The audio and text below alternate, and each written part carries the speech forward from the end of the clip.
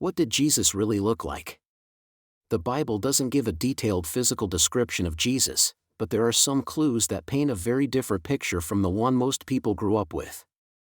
Isaiah 53 verse 2 says, "He had no beauty or majesty to attract us to him, nothing in his appearance that we should desire him." In other words, Jesus looked ordinary. He didn't stand out. He wasn't tall, glowing, or physically impressive. He looked like a regular guy. Other verses hint at the same thing. In Matthew 26, Judas had to literally point Jesus out to the authorities with a kiss, because they couldn't tell him apart from the others. In Luke 4, he walked through a crowd and slipped away unnoticed.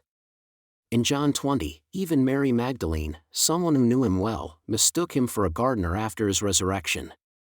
That wouldn't happen if he looked like the glowing, long-haired, pale-skinned version we see in paintings.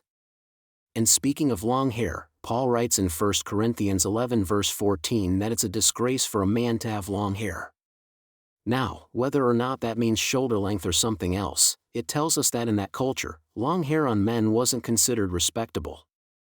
So why would Jesus, someone who lived without sin and fulfilled the law, wear a hairstyle considered disgraceful at the time? He probably didn't.